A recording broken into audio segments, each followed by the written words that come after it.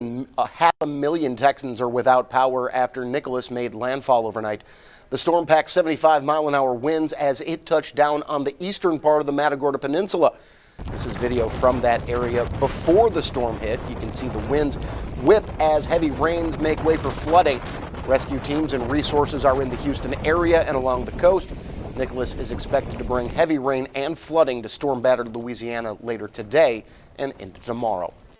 Nicholas, which was briefly upgraded to hurricane status, is the 14th named storm of the 2021 Atlantic hurricane season. It could also cause life-threatening flash floods across the Deep South.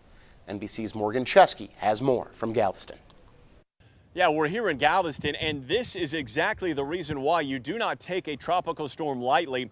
Nicholas had a chance to strengthen overnight. That's exactly what it did, making landfall as a Category 1 hurricane, drenching communities up and down the Texas coast. In Galveston, where we are right now, 13 inches of rain fell overnight, more than enough to cover a lot of nearby streets and cause localized flooding issues in this part of the state.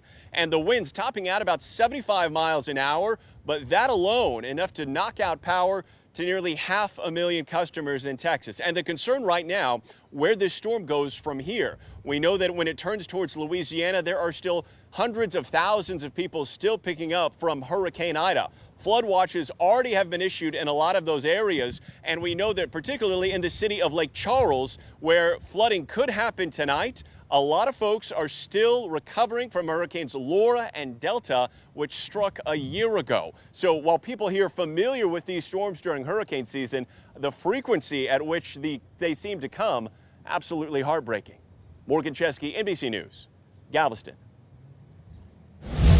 Local AEP Texas crews are in Port Lavaca, Bay City, and El Campo as Hurricane Nicholas made landfall overnight.